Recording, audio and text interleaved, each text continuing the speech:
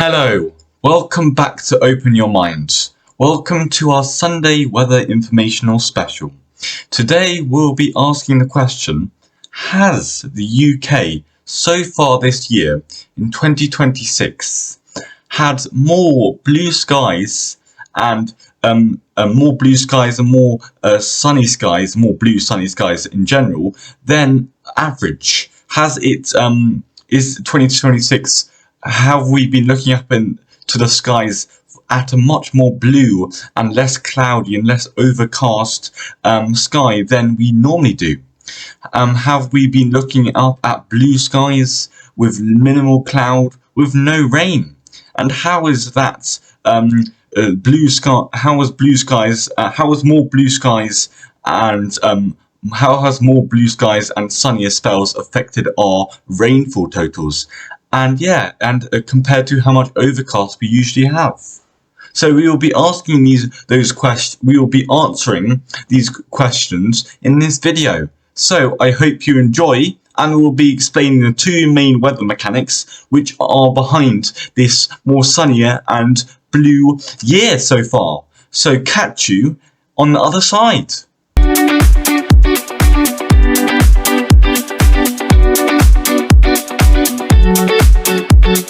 We will be using Zoom Earth, one of the best weather apps you can get online on Google. Hello everybody, welcome back.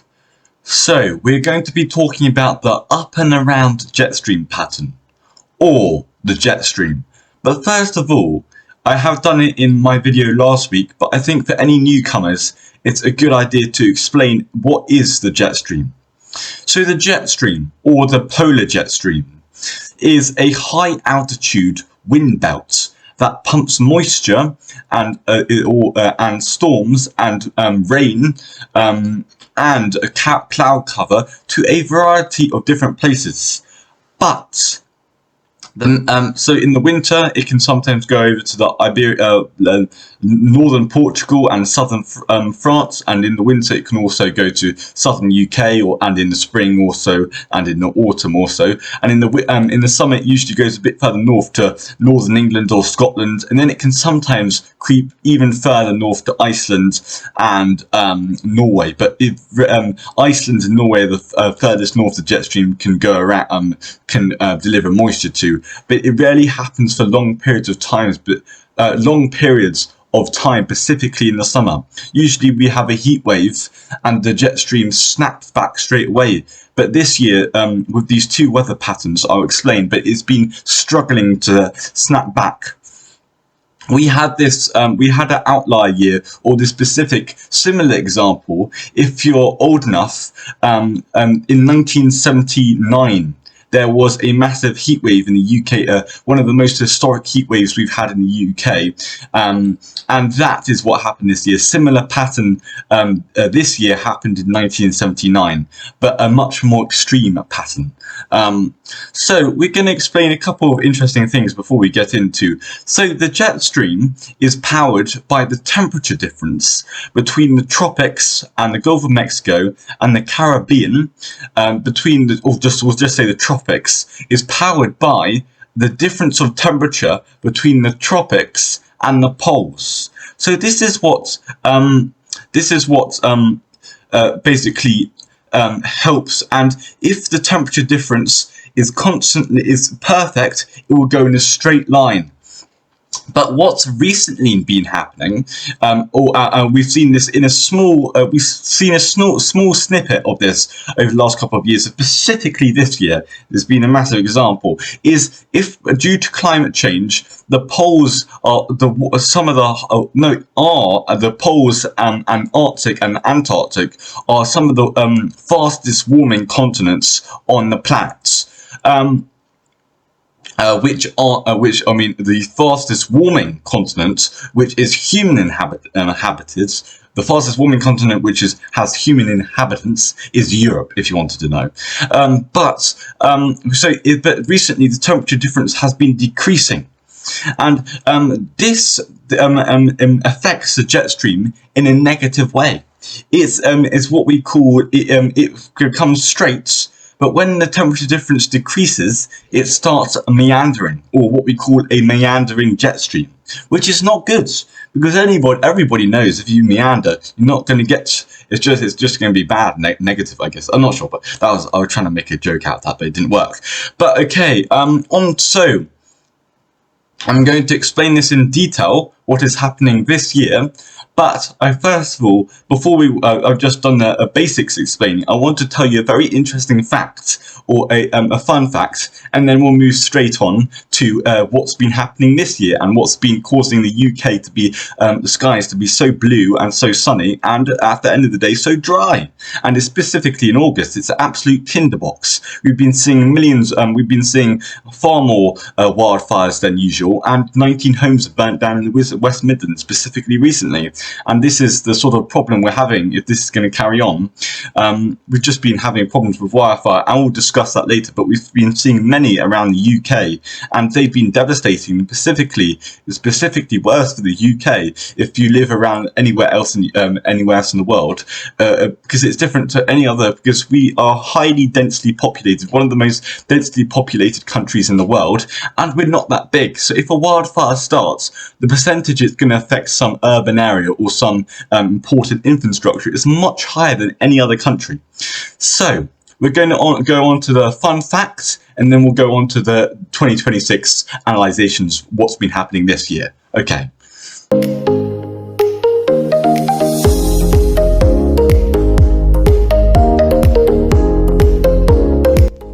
A fun fact about how the jet stream interacts with air travel. So as we know, the jet stream is a fast moving jet of air which is very high altitude, and it is like a conveyor belt. So since planes fly at very high altitudes too, it can really affect them in some pretty amazing ways. So as planes travel eastbound, so for example from New York to London, because of course the jet stream is traveling in east to west, so these planes, they attach onto the conveyor belt. It's like a conveyor belt, a 200-mile-an-hour conveyor belt. So that increases the plane's speeds, and for relatively, this is amazing.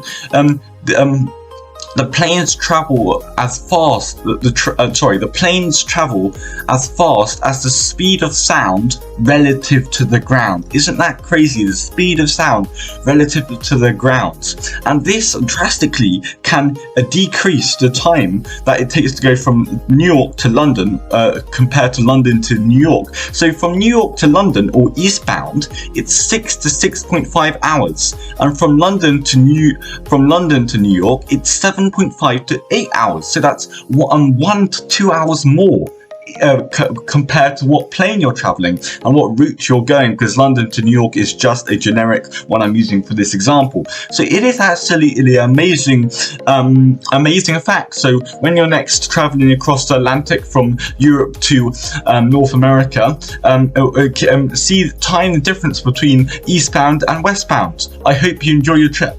See ya. And thank you for Flight Radar 24.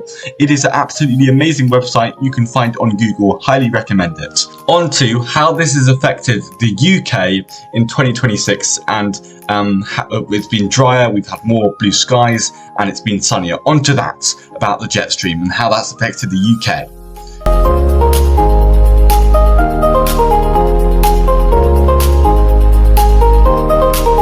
Right, welcome back.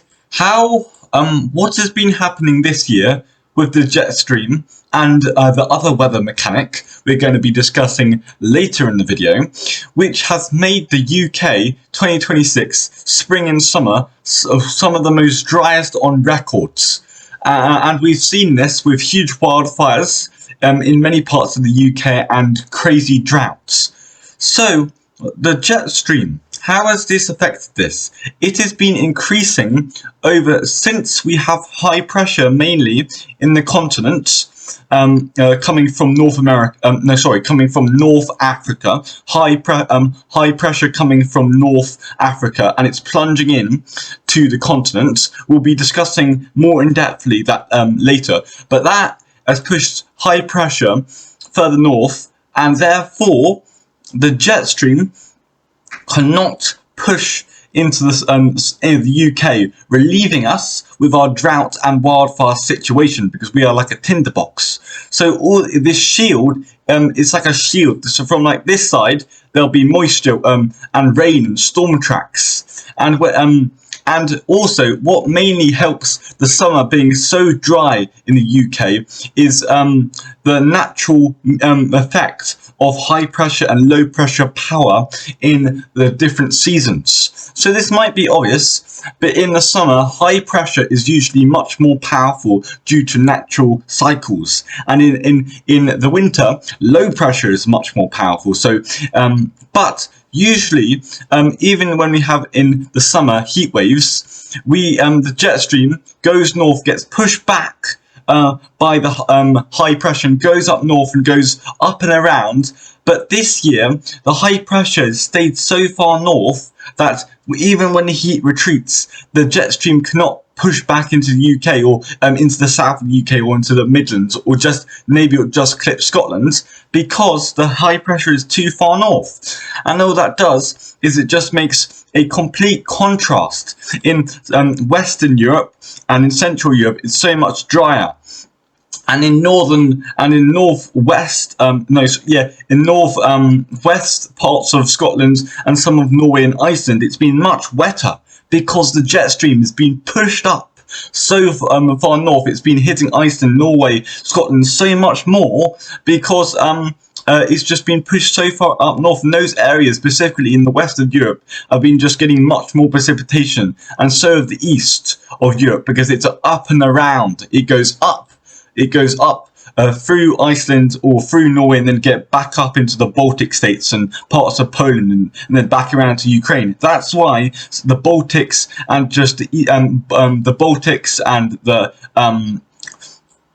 Baltics, and I forget what the Balkans, especially the Balkans earlier in June, were a lot more colder than average, but especially the majority of the summer, Ukraine, Poland, and parts of Czechoslovakia and Slovakia, and parts of Finland and Sweden and Poland and this part of Russia here, and all the Baltic states and Belarus have been much colder than average because the jet stream is going up and around. Therefore, there's plunging temperatures because it's more overcast and more precipitation than usual, and that drives down temperatures. And there's just been a massive contrast. Like, you split halfway through Germany, and then it goes slightly. It's like, you see it. This is I'll draw it with this. You go halfway through Germany, through Denmark, half of Denmark, and then as we further go south, as we come down, we go through Denmark, and then as we split south,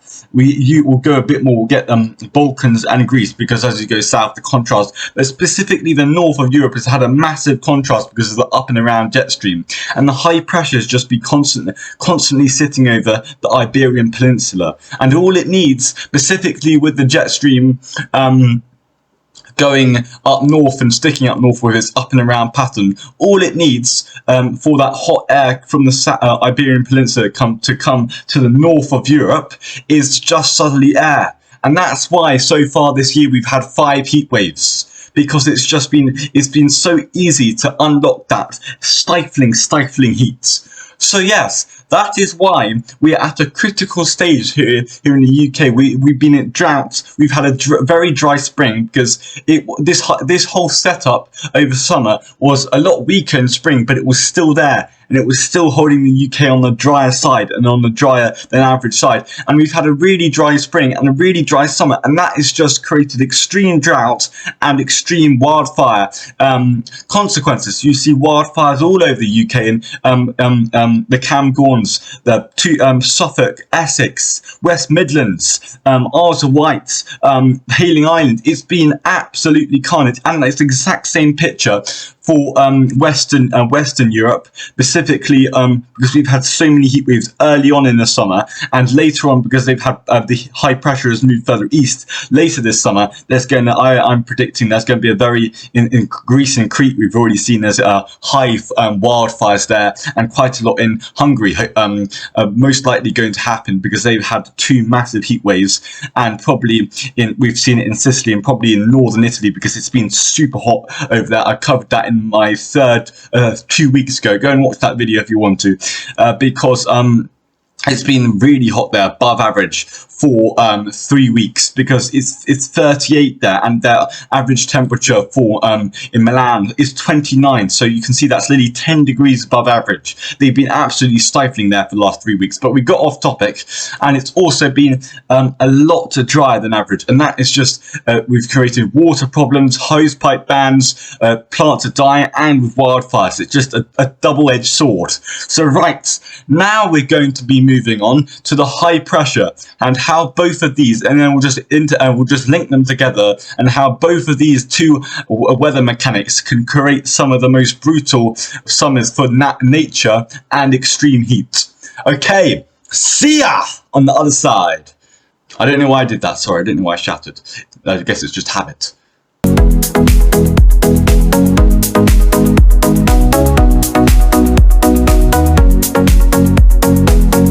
Hello everybody, welcome back.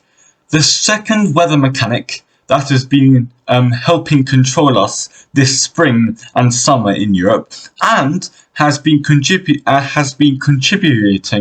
to our insane density in blue skies and sunny skies compared to normal. And I do want to say this, we will be explaining this more later in the video, but 2026 so far could break records in terms of sunny and clear skies than usual. It has been highly above average. I started this video because I looked up into the sky many times over this so far this year, and look, I thought it's much bluer and much more sunny than usual. And then I did some research, and here we are.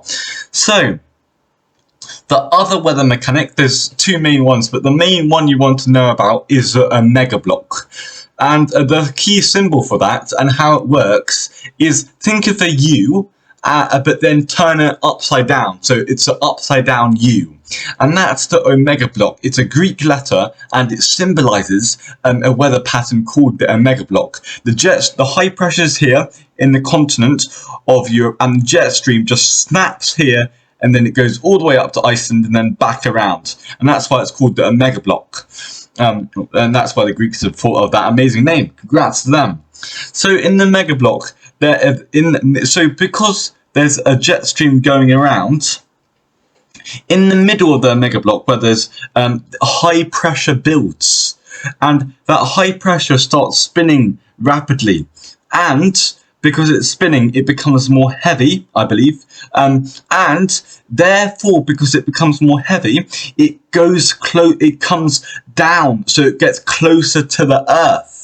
And therefore, because it gets closer to the Earth, I should stop using therefore, because it gets closer to the Earth, the heat dome is closer to the Earth, so therefore the intensity of the heat just increases. And in the heat dome, just because the high pressure is super close to just the intensity, it's just like a sauna, constantly getting hotter. Think about it like you're in a sauna, and this is what happens in a heat dome. So you put on the sauna, and the longer you get in there and the longer it heats up, the hotter it gets. It's like every day. So if there was a heat dome constantly over for one area for the max amount of time, it would just keep on getting hotter, keep on getting hotter until that area reaches its maximum atmospheric temperature. Everywhere around the world has different maximum atmospheric temperatures, and we might do a video on that. We've got multiple more Sundays to do so, and therefore, because the high pressure is so locked in, no storm track. Sorry, that was very rude. No storm track or no moisture and no cloud cover and rain can get into Central Europe. But we have seen it because it's an omega block. There's definitely most of Western Europe and Central Europe have been insanely dry. But obviously, there's some outliers.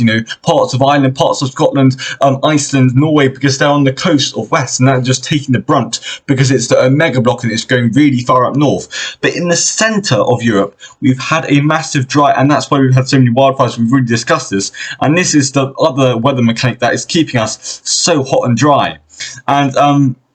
And the same as the south of the UK, because it's come so far up, it just constantly. I live in the south of the UK, and where I live has a 23-degree average temperature in July, and the average temperature this July came out for 26.5, 27. That's 6 to 7 degrees higher than average. Oh no, that's no, it's not. Wait, no, it's excuse me, it's I don't know, but it's a couple of degrees above average. I can't do maths, but just do the calculations yourself. I'm so sorry, I'm just really not very good at maths. But it's 23 degrees, the average temperature in July. And this July, it might be an outlier, but it's been 26 to 27 degrees. In between there, it's kind of been 26.5. But it's just been so hot for an exacerbated amount of time. It just shows you how the omega block is so effective in heating up Europe, and it's been so devastating for many parts of Europe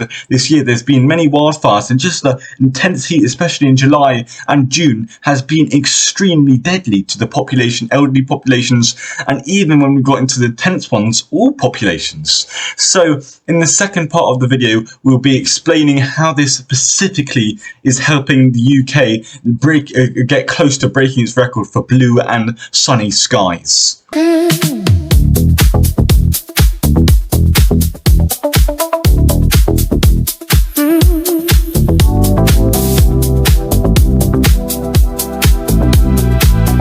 Welcome back, everybody.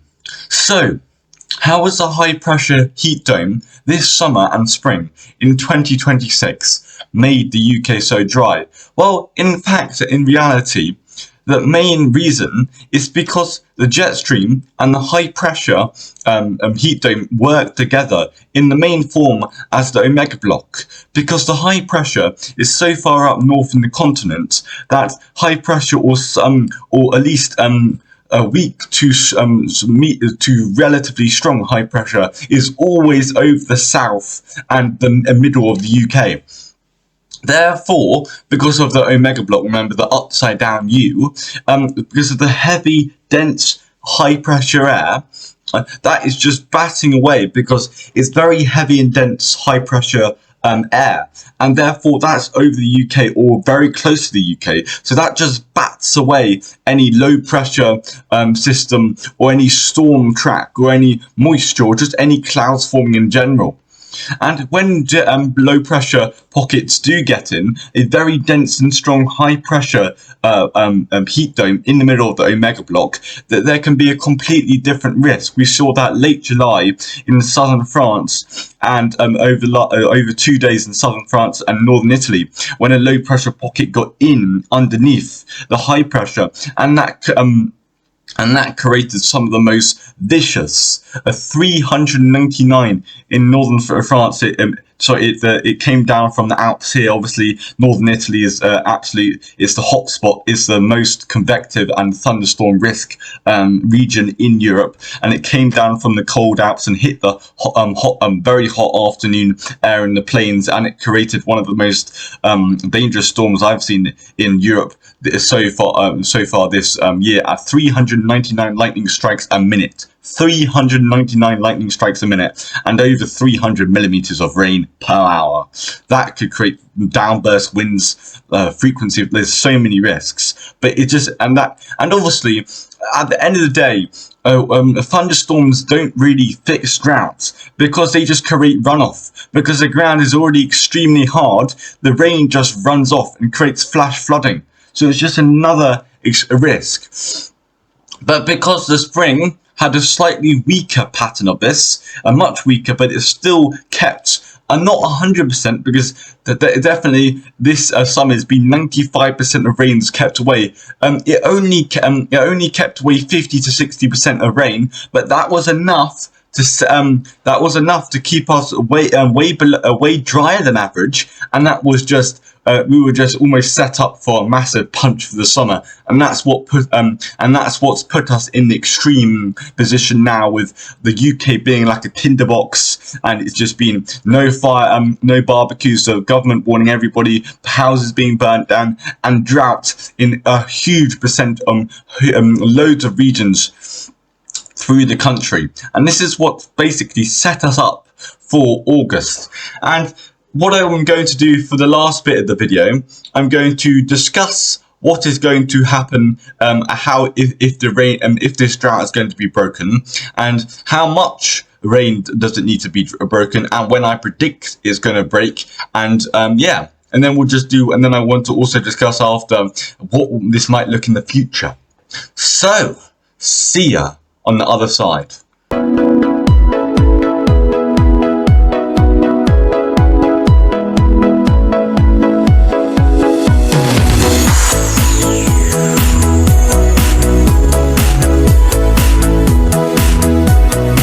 Right, welcome back. When will the drought finish? Well, sadly, it looks like early autumn might not bring that much relief.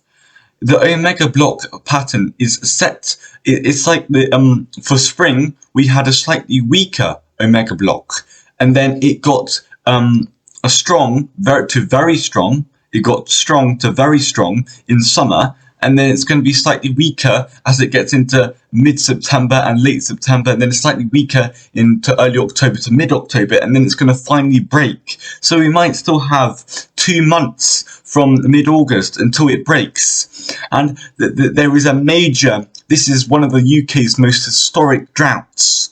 So the amount of rain we need to break this drought is extraordinary. We don't need just one storm. We need weeks or months of above average rainfall, above typical rainfall. And 100%, we need 100% above typical rainfall for weeks to months. Well, is this possible? With El Nino and the way precipitation is shaping out through the UK's patterns, yes, it is theoretically possible in my view, because first of all, El Nino. If you don't know what I've done a whole separate video on El Nino explaining what it is, and I did that in late May. If you want to check out that video, please, it's at the bottom of my YouTube page. Please check that out, because I'm not going to explain the whole cycle El Nino here. But for the UK, what does El Nino do through the summer? So this is on top of the omega block and what we're having with the jet stream.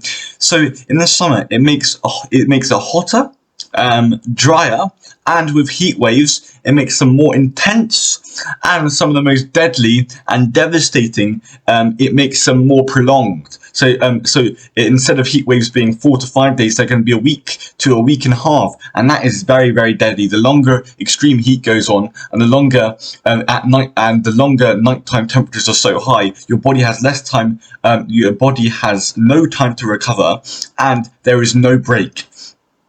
Because usually in the heat waves, it's hard for 4 to 5 days, but you can survive it. But a week and a half, that's where it gets deadly, because it just goes on, and your body starts fighting. It starts struggling because you've had no respite through the nights have been so hot, and it's just constant extreme heat, and that can be extremely deadly. First of all, for elderly people, but as soon as it doesn't take that much time and extreme heat to get it to all the population for it to be deadly. It doesn't take that much time for all the population to be deadly. Like a week, it might be a week for elderly people and a week and a half for the rest of the population, and elderly, and also young babies. That can also be another a sort of vulnerable sector of the population. But so what El Nino doesn't, that's what it does in the summer, and in the winter. So in autumn, in autumn, it is usually just a lot drier. But in winter, early winter, so December So I would say probably November, December, and it's going to be extremely wet, wetter than average early winter, and I would say late autumn personally. Late winter, drier, but the possibility of extreme cold and extreme cold spikes. And then spring is the exact same picture. We build back up for the summer, so so drier than average and slightly warmer than average, and that's what El Nino does. So I personally think if we have a very wet, a super wet late autumn and a super wet a super wet late autumn and super wet or just November, December, and a bit of January, so a bit of late autumn and early winter, I think we can do it, because the UK is historically for early winter November, December, and then January gets a bit colder, but November, December, even October, the UK is historical for is very, very recognisable and meteorologically historical for its very, very mild and wet early winters and late autumns. And the way the precipitation is shifting. So there is a misconception. The UK does not actually necessarily get more or less rain. Oh, sorry. Just had something stuck in my throat. The UK doesn't necessarily have more or less rain. It's shifting. So instead of we having say 60% in the winter and 40% in the summer, we're now having 80% in winter and 20% in the summer. So that means summer is extremely dry, and it makes we have loads of floods and super wet in the winter. And it's not we're getting more or less, it's just the difference between seasons and precipitation can really affect us, because we're getting all our rain in one period of time, that what it will lead up to. So I think with these two things, we're getting a lot of rain in the winter historically, and we're pushing for even more rain in the winter, and for El Nino making early winter and late autumn wetter.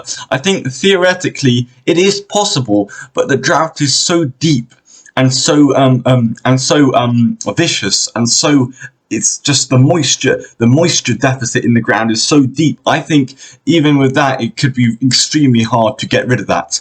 And leading into 2027, or with even a tiny bit of moisture deficit into the summer, which is predicted to be the hottest and driest on record, could be extremely devastating. It could be even more devastating than this year. So we're going to do a quick, and then I'm going to do a quick, so on to what this could do for the future of Europe and the world. And I also want to quickly discuss a couple of other points which are linked to this, which are quite linked to this. So that will be the outro.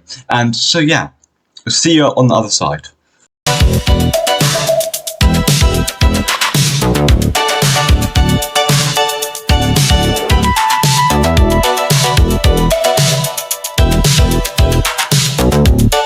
Hello, welcome back. So the main question is, what is this going to mean for us in the future, in the next 10 years, 50 years, or 100 years?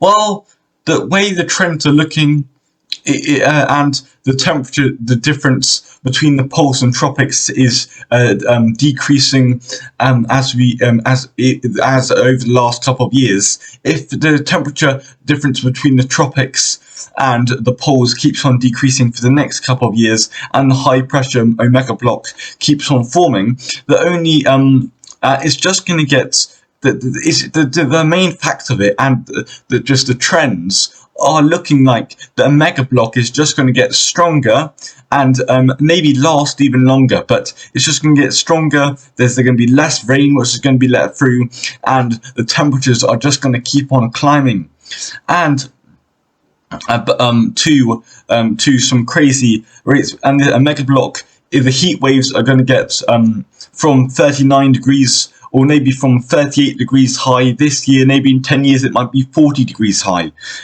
in heat wave scenarios. And with the mega block, even when it's sat slightly further south, further away, it will still be hotter, and it will still be the mega block will be over Europe for a much longer amount of time and much more powerful.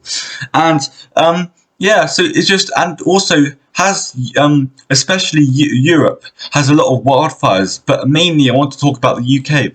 Has the UK got the infrastructure to be able to cope with this. The fire services have been amazing. I think maybe we can improve on them, but the fire services have been amazing and just tackling the fires. And I want to thank every firefighter, men and women, for fighting violently, gloriously and greatly against those wildfires. We thank you so much. But I really do think we have the infrastructure, like roads melting at the hottest heat wave we've had a couple of years ago when it hit 14.3. Luton Airport runway melted. So I think sometimes tarmac melts, but especially I want to tap into the railway. I believe we had the UK has one of the safest railways, and we don't just have 2 derailments in 2 days. When we had a massive heat wave, a train derailed in near Lewis, seriously injuring a couple of people, and a train thankfully in Essex derailed, but it was a much less violent derailing, and nobody was injured. But I really do think the UK, because quite a lot of our infrastructure, and we have such a rail network that everybody loves using, specifically these heat waves, and Omega Block is going to be hotter and more longer lasting through the summer and spring and autumn.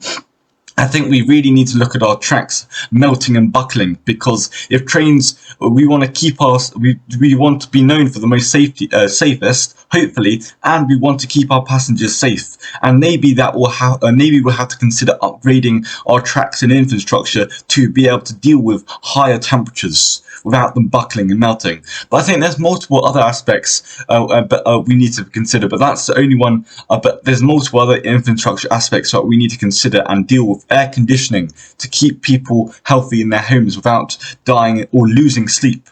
Did you know, I think it's above 36 degrees, and especially when it's been a really hot night, the brain works 60% less efficient, 60% less efficient, and this could affect our economy. So I think air conditioning, the rails, there's multiple aspects, and loads more I haven't touched on to look at. And I think for the rest of Europe it's the same, but they're slightly ahead of us just because they're slightly hotter. But so yeah, thank you for watching this Sunday informational weather special. Thank you so much, and I just want to thank you, all my subscribers, over the next couple of days. Over the last couple of days, 7-8 days, I've gone from 6 to 11 subscribers. And I just want to thank them so much for subscribing and joining our lovely community.